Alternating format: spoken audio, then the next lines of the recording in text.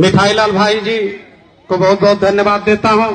और निषाद राष्ट्रीय एकता परिषद के राष्ट्रीय अध्यक्ष भाई डॉक्टर अमित निषाद जी और इस मंच पर विराजमान हम लोगों के बड़े पिता तुल्य इंजीनियर अमेरिकन बिंद जी जो राष्ट्रीय महासचिव हैं, और इस जिले के जिला अध्यक्ष श्री संतोष केवट जी, श्री बाबूलाल निषाद जी, घनश्याम केवट जी, और इस मंच पर विराजमान पूर्व प्रधान वीरपुर भरत बिंद जी, माधोपुर के प्रधान जी और उपस्थित सभी सम्मानित गण माताएं बहनें, मैं आप सभी लोगों का इस निषाद पार्टी मंडली बैठक में आए सभी कार्यकर्ता साथियों का मैं हार्दिक अभिनंदन वंदन करता हूं, सबको नमन करता हूं। दोस्तों, कहा गया है कि एकता में बल है, एकता में बल है, वही हमारा कल है। एकता है तो हर प्रयास सफल है, गुलामी का नहीं डर है, हर सबका भविष्य जो उज्जवल है। एकता में बल है, एकता है, एकता है तो हम साथ खड़े हैं, अगर बिखरे हैं तो गिरे हैं, यही अटल सत्य है। और हमारा इतिहास भी कहता है जो आजादी मिली है ये एकता का फल है। तो एकता में क्या है? बल है। एकता है, एकता है तो पत्थर भी, एकता है तो पत्थर भी मुलायम है, और एकता है तो कांटे भी मखमल है। अगर आप विभाजित हो गए हो तो ही सबसे बड़ा दलदल है। तो एकता में क्या है? बल है। आज हम आजादी के 75 साल बाद भी हमारे समाज की स्थिति वही थी, जो जहां पड़ा था वहीं पड़ा था।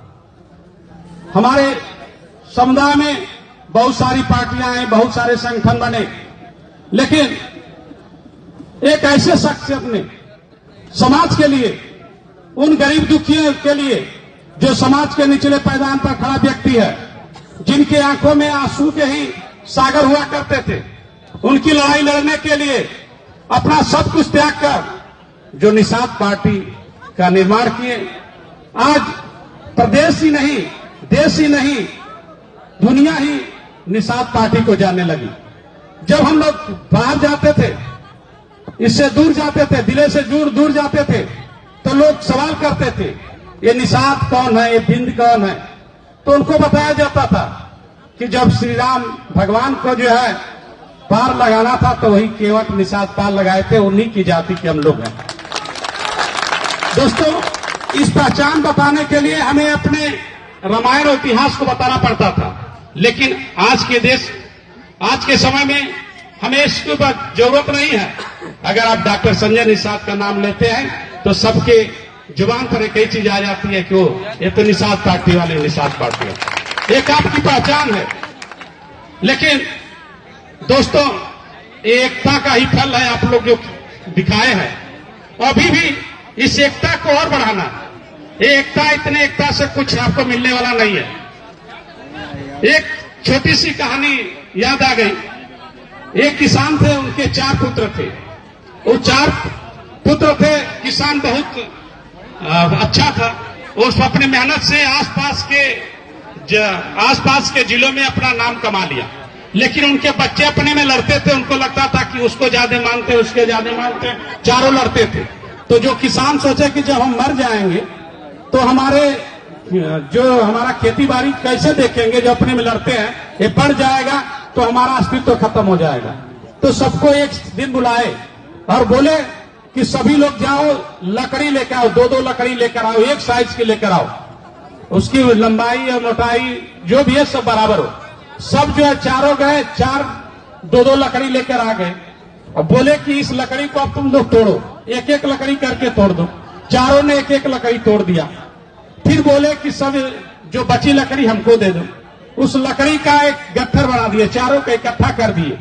तो फिर कहे एक को दिए तोड़ने के लिए, तो कोई नहीं तोड़ पाया, कोई नहीं तोड़ पाया। तो उन्होंने बताया कि जब आप बिखरे थे तो आपकी वैल्यू बहुत कम थी, आपके पास पावर बहुत कम था, जब आप एक हो गए तो आपके पास पावर हो गई, आपकी वैल्यू बढ़ गई। जिस तरह इस 4 लकड़ी को इकट्ठा होने पर नहीं तोड़ पा रहे हो, उसी तरह अगर चारों भाई एक साथ हो जाओगे तो दुनिया की कोई शक्ति आपको तोड़ नहीं सकती, दिगा नहीं सकती। दोस्तों, मैं डॉक्टरी पेशा में था, मैं सोशल वर्क करता था।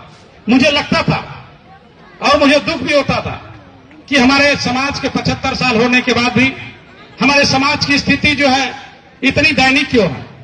लेकिन जब मैं, हमारे साथी लोग थे और लोगों का सलाह दिए जो हमारे साथ रहते हैं कि डॉक्टर साहब राजनीति में आएंगे तो भला होगा, लेकिन मैं उससे बहुत दूर रहना चाहता था। लेकिन इन लोगों के रिक्वेस्ट पर कहे कि जब तक आप नहीं आएंगे, यही सत्ता की एक चाबी होती है जो सारे ताले को खोल सकती है। तो मैंने बात माना और आया। मैं जब इलेक्शन लड़ने आया तब समझ में आया कि समाज की स्थिति क्यों दयनीय है। बाबा भीमराव अम्बेडकर साहब कहे थे कि जिस समाज का पढ़ा लिखा व्यक्ति भ्रष्ट और बेईमान हो जाएगा, उस समाज को बर्बाद करने के लिए दुश्मन की जरूरत नहीं हो सकती, दुश्मन की जरूरत नहीं हो सकती। वो स्थिति मुझे देखने के लिए मिलती है। हमारे समाज के जो पढ़े लिखे थोड़ा है, वो फेसबुक पर ज्ञान देते रहते, व्हाट्सएप पर ज्ञान देते रहते। उनको ये नहीं पता है कि जिसके बारे में हम लिखते हैं, पढ़ते हैं, वो एक समाज के लिए अपने लगे एक उगती हुई किरण है, एक उम्मीद है। अगर उस उम्मीद को आप खत्म कर दोगे तो आने वाली पीढ़ियां हमेशा के लिए खत्म कर देंगे, हो जाएंगी और कुछ होने वाला नहीं है। उनको कोई फर्क नहीं पड़ेगा। लेकिन जो समाज के निचले पायदान पर खड़े व्यक्ति हैं, जो गरीब शोषित वंचित समाज के लोग हैं, जो अपने समाज के लोग हैं, जो शाम के एक वक्त की रोटी नहीं पाते हैं, अगर उसकी लड़ाई अगर लड़ रहे हैं, ऐसे आदमी को अगर आप खत्म कर दोगे तो आप खुद ही खत्म हो जाओ। मैं नजदीक से देखा माननीय डॉक्टर संजय निषाद जी, और स्वस्थ होते हुए भी 8-8 घंटे 9-9 घंटे जो है लगातार भाषण देते रहते, एक नहीं 2-2 3-3 इंजेक्शन लगाते हैं। वो किसके लिए पड़े, किसकी लड़ाई लड़ रहे हैं, किसकी बात कर रहे हैं? लेकिन जो कभी कुछ नहीं करता वो ज्ञान बांटता रहता। तो मेरा कहना उनसे मैं यही कहता हूं कि वो ज्ञान जो है, जितना ज्ञान देते हो कम से कम आकर काम कर उनसे बड़ी लकीर खींच कर दिखाने का प्रयास करो कि हम ये करके दिखाएं, तुम भी ये करके दिखाओ। लेकिन उनकी मानसिकता को हम लोग नहीं बदल सकते। उनकी मानसिकता जो है हर समय जो है वहीं रहने के लिए प्रेरित है जहां वो चाहते। अगर मेरा मानना है कि अगर हम इनको एक पेड़ की भांति मान लेते हैं, वृक्ष मान लेते हैं, तो वृक्ष में जब पानी देंगे तभी वृक्ष बढ़ेगा, फलेगा, आगे बढ़ेगा। अगर वृक्ष बड़ा हो गया, अगर वृक्ष फल भी नहीं देता है तो हमें छाया तो दे सकता है, छाया तो दे सकता है। ये दिमाग में अगर रखकर अगर सेवा करोगे, एक साथ इकट्ठा होगे, तो कभी दुखी नहीं होगी। दोस्तों, ये सारी चीजें एक साथ आपको लेना पड़ेगा, एक साथ देखना पड़ेगा। और समाज के जो बिछड़े हुए लोग हैं, जो फैले इधर उधर हैं, उनको समझाने की जरूरत है। और यहाँ पर आए हुए माताएं बहनें साथियों, मैं एक ही चीज कहना चाहूंगा कि आपके पास जो सबसे बड़ा हथियार होना चाहिए वो हथियार है शिक्षा। शिक्षा वो शेरनी का दूध है, जो पिएगा वो दहाड़ेगा। मैं भी आपके सामने हूं, मैं भी एक डॉक्टर हूं, हमारा डॉक्टर संजय निषाद भी डॉक्टर है। आपके परिवार में डॉक्टर इंजीनियर की फौज है, मेरे परिवार में भी इससे 7-8 डॉक्टर हो गए। लेकिन जब तक आप पढ़ेंगे नहीं, तब तक अपने हक अधिकार के बारे में जानेंगे नहीं। आप अपने हक अधिकार के बारे में जानने के लिए आप एक वक्त की रोटी कम खाइए, लेकिन अपने बच्चे को जरूर पढ़ाइए। जब तक अपने आप बच्चे को नहीं पढ़ाएंगे, तब तक आपका दुख दूर नहीं हो सकता है। बाबा भीमराव अम्बेडकर साहब का भी एक कथन था कि अगर आप अपने दुखों से मुक्ति चाहते हो, अगर आप अपने दुखों से मुक्ति चाहते हो तो आपको लड़ना पड़ेगा।